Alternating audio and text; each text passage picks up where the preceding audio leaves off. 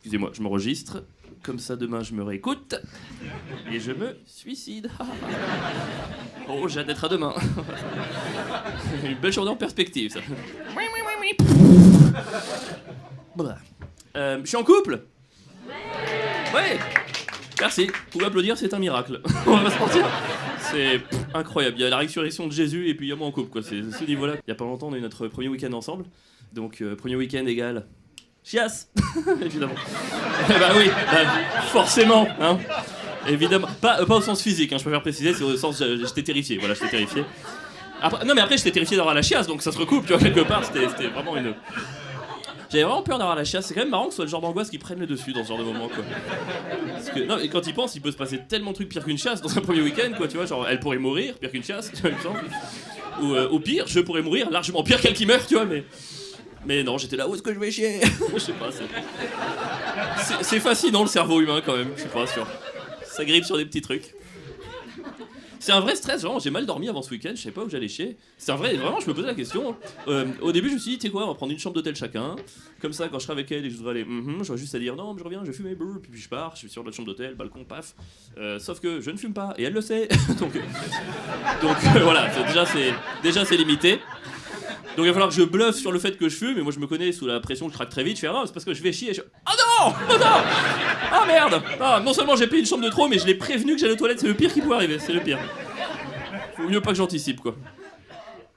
En fait, j'étais vraiment terrifié par ça, et en fait en arrivant, on était au bord de mer, et au loin je vois des gens qui nagent jusqu'à la bouée. Vous savez, il y a plein de gens qui nagent jusqu'à la bouée, et je me suis toujours demandé pourquoi les gens nagent jusqu'à la bouée. Je me dis ça sert à rien, tu sais, c'est même pas assez loin pour être un exploit sportif, tu vois, donc pourquoi s'infliger ça? Et en fait, dans ce contexte-là, je les ai regardés, je me suis dit mais oui. Mais bien sûr, c'est que des gens en premier week-end qui s'écartent 1 kilomètre du rivage pour les chier tranquille. C'est évident, c'est évident. C'est évident. Une fois que tu le sais, leur langage corporel est beaucoup plus logique. Bien sûr, tu sais, ils s'agrippent, ils sont là. Eh oui, ils expulsent 48 heures de stress, mais je comprends, hein. En vrai, je comprends. Moi, je suis étonné qu'ils décollent pas à 100 mètres au-dessus du niveau de la mer, franchement, parce que voilà, quoi, non, mais c'est pour ça les boules quand tu dis je vais jusqu'à la bouée et ton conjoint ou ta conjointe te dit je t'accompagne. Ah, c'était tellement pas l'idée. C'était tellement pas le but. Ça, les gens qui nagent en couple jusqu'à la bouée, j'ai vraiment de la peine pour eux, je me dis putain. Il y en a un qui est dans le dur là. En vrai, c'est évidemment pas ma plus grande peur. La chiasse, c'était ma deuxième plus grande peur. Ma plus grande peur, c'était le côté week-end, la durée. C'était 48 heures. Qu'est-ce que c'est long. C'est 48 heures. Je sais pas si vous saviez, mais 48 heures, c'est 48 fois 1 heure. Dit comme ça, c'est terrifiant, je trouve. De tenir le truc, quoi. Moi, je vous ai dit, j'ai toujours été célibataire avant ça. Donc, en fait, pour moi, passer 20 minutes dans une journée centrée sur quelqu'un d'autre que moi-même, c'est un exploit d'altruisme, en fait. Je suis jamais allé aussi loin. Et là, 48 heures, où il faut s'intéresser, être disponible, proposer, être intéressant. Je vais me suicider avant le coucher du soleil, en fait, c'est sûr, quoi. Je vais jamais y arriver. Et en fait, peu après notre arrivée, ma copine me regarde, elle me dit, je vais lire. Et moi, je vous ai dit, j'ai pas les codes, je sais pas quoi faire. Je fais, il faut que je lise avec toi. Qu'est-ce que il faut que je me mette derrière, que je tourne les pages pour tous les deux. Qu'est-ce que t'attends en fait? Qu'est-ce que t'attends? Et elle m'a dit, non, je vais lire quoi. Je fais, mais du coup, tu prends du temps pour toi? Elle m'a dit, bah oui. Je fais, moi, je fais quoi pendant ce temps? Elle m'a dit, bah tu prends du temps pour toi. Je me suis dit, putain, je me suis baigné pour rien quoi. Putain merde. J'aurais plus de part de sable sur la peau quoi. Elle aurait pu le dire avant qu'elle comptait lire. C'est juste, elle aurait pu prévenir avant la cata, quoi. Non, mais je sais pas, ça change un peu tout pour moi d'être en couple. J'ai l'impression de redécouvrir des activités, en fait. Il y a plein de trucs que je redécouvre. Les choses n'ont pas la même saveur, sinon, si tu les fais célibataire ou en couple, c'est pas la même expérience. Parce qu'il faut savoir un truc, c'est en fait quand t'es célibataire, et encore plus quand t'es un mec célibataire, toutes tes perceptions du monde, tous tes sens se condensent en une petite lunette télescopique par laquelle tu regardes, et cette petite lunette télescopique, ça s'appelle nika nika nika nika nika nika. Et vraiment, tu regardes que par ça, tu rentres dans un bar, coucou, nika nika nika nika nika, niqué au plafond, niqué au sol, niqué niqué. Mais vraiment, mais tu ne vois que par là, quoi. C'est un fait. Et en fait, depuis que je suis en couple, donc j'ai plus cette obligation de niquer niquer. Et en fait, du coup, la lunette s'ouvre et genre, le monde est tellement vaste. Franchement, il y a tellement de choses à voir dans ce vaste univers, c'est complètement impressionnant, quoi. Il y a pas longtemps, je me suis retrouvé en boîte de nuit. C'est hasard total, hein, j'ai pas fait exprès. Et en fait, c'était pas comme avant, c'est pas comme quand j'étais célibataire, quoi. C'est vraiment, je suis arrivé, j'ai vraiment prêté attention un peu partout. Et très vite, je me suis dit, mais il y a toujours eu de la musique ici? J'avais jamais remarqué, c'est complètement dingue. Parce que jusqu'ici en boîte de nuit, la vue prenait le pas sur Louis, c'est elles sont où les filles, tu vois, et là non, j'entendais la musique, c'est maintenant j'entends. C'est trop fou. Maintenant, quand une fille me parle, je suis pas dans ma tête à moi à réfléchir à ce que je vais répondre. J'écoute ce qu'elle me dit. Mais c'est un changement de paradigme total, hein, vous vous rendez pas compte. Hein. Maintenant, quand une femme me parle, j'écoute. Mais vous le saviez, vous, que les femmes gagnaient moins que les hommes? Voilà. Elles auraient pu le dire plus tôt. Voilà. Il se réveille un peu tard. Ah mais je sais pas, en fait je crois que je change aussi ma manière de percevoir l'amour, peut-être j'ai vu trop de films, peut-être j'ai lu trop de livres, j'en sais rien, mais pour moi l'amour, j'ai grandi en ayant en tête que ça devait forcément être lourd, grave, passionnel, important, genre brrr, pour moi l'amour c'était oh elle a pas répondu depuis 5 minutes. Pour moi un bon amour finissait par un bon suicide, tu vois, ça allait ensemble. Et en fait je sais pas si c'est la trentaine, mais non. Vous saviez que ça va pas forcément être comme ça? Ouais. Ah, vous êtes au courant? Ah putain, je savais pas du tout. Enfin, maintenant, en fait, pour moi, l'amour, c'est un peu comme l'appétit, tu vois? C'est-à-dire que parfois, t'as pas faim et c'est ok. Ok, vous voyez pas du tout ce que je veux dire? Non, mais attendez. Ce que je veux dire, je me suis mal exprimé. Ce que je veux dire, c'est que non, mais c'est pas sain d'avoir faim tout le temps. C'est pas sain. Si t'as faim tout le temps, c'est que t'as un ver solitaire. C'est très mauvais signe en général. C'est que tu vas mourir. Tu vas mourir dans les 2 jours. Tu vas retrouver la bouée très très vite. C'est ça. Mais non, mais du coup.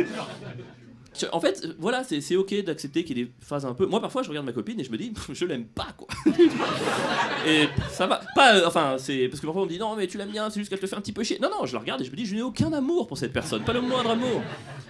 Et je me connais, le mois d'avant, il aurait paniqué, il me serait dit, oh non, mais c'est-à-dire qu'il faut partir, c'est pas la bonne, mon corps m'envoie un signal, non, il faut que je fuis, blablabla. Aujourd'hui, je me dis juste, ouais, j'ai dû trop manger ce midi. Et voilà. On va faire une sieste et ça va revenir. Et vous savez quoi? Ça revient.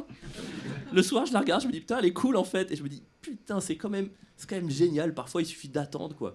Faut juste pas être trop maladroit quand tu parles de ça à l'autre. Voilà, c'est mon seul petit conseil. Parce que moi, je pensais avoir mûri. Je me suis dit, monsieur, je suis devenu sage, j'ai fait une super analogie avec l'amour et tout. J'étais sûr de moi et ma copine m'a dit, est-ce que tu m'aimes? Et dans cette optique de sûr de moi, je dis, écoute, là non.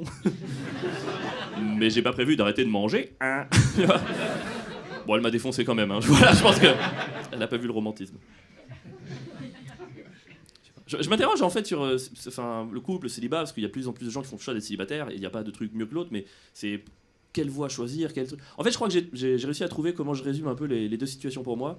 Ok, une journée de célibataire, je me lève, oh oui, je suis libre, boum, pancake au Nutella, parce que je fais ce que je veux. Petit film, midi, pizza au nut, encore une pizza, encore du nut. Après, je sais pas, 3 branlettes, on s'en fout, pourquoi pas, on fait ce qu'on veut. 18h, air guitare tout nu devant le miroir, c'est génial, c'est une super vie. Je mange le soir, allez, un petit pot-au-feu, j'adore le pot-au-feu. Quelle excellente journée. Et le soir, je me couche, triste. Quoi? Mais qu'est-ce que ça veut dire? Journée du couple, tu te lèves, oh non, elle est encore là, c'est pas possible, oh non, oh mon Dieu, elle est encore là, et puis arrête de me parler, c'est encore dans ma tête, j'ai pas pris mon café, j'ai besoin de mon café, arrête de parler, une balade, mais quelle merveilleuse idée, c'est tout ce que je rêvais de faire, bien sûr. Évidemment, j'adore les balades, allons nous balader, c'est la pire journée de ma vie. Oui, très bien. Des lentilles, avec plaisir, bien sûr. Des bonnes lentilles, qui n'aime pas les lentilles? Et le soir, je me couche heureux, je comprends rien. Ça n'a aucun sens. Je demande beaucoup de conseils à mes amis pour gérer un peu tout ça, et à mes amis filles, évidemment. Amis garçons, t'as pas envie de demander des conseils relationnels, c'est nul, c'est ça. Ça, c'est oui, voilà, j'aimerais bien être disponible, en même temps pas l'étouffer, écouter un petit peu mes angoisses. Ouais, mais est-ce que tu l'as baisé? Il y a même pas de lien avec ma question en fait, il y a pas un mot en commun quoi. Donc je demande des conseils aux filles.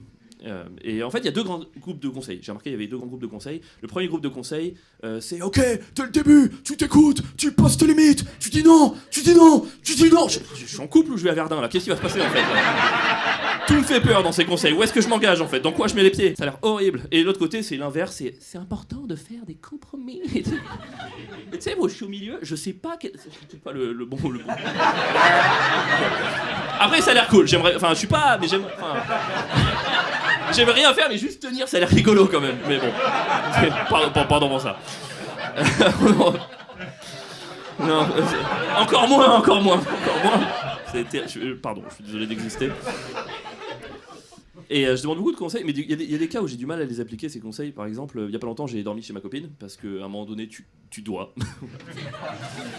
J'étais deg aussi, je préfère ma couette, je préfère mon lit, mais bon, apparemment, il faut aller de l'avant, donc je suis allé dormir chez elle. Je préfère ma couette, j'ai ma bouillotte, j'ai mon chausse-pied. Ça n'a même pas de rapport avec le sommeil, mais j'aime beaucoup mon chausse-pied.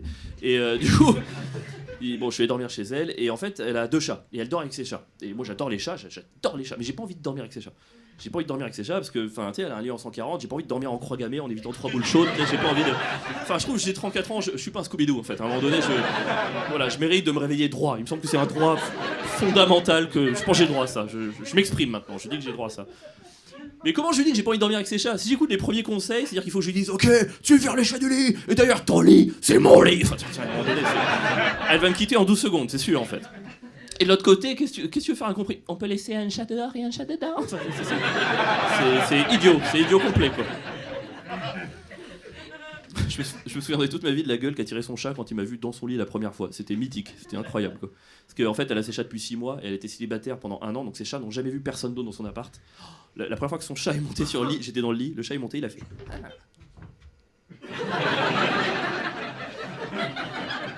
J'étais dans le lit, coucou. Peut-être être copain. What the fuck. C'est plus un truc comme ça. Et je vous jure que c'est vrai, il a appelé son pote chat pour vérifier que j'étais dans le lit. Je l'ai entendu. Parce que moi, il a fait. Et l'autre, il a fait. C'était waouh. Sans que le premier bullshit beaucoup.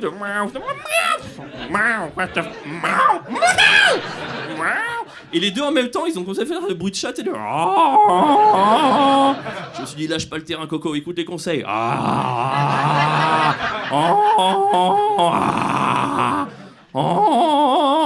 Et pendant que je faisais je me disais, j'espère que ma copine dort. J'espère vraiment qu'elle dort.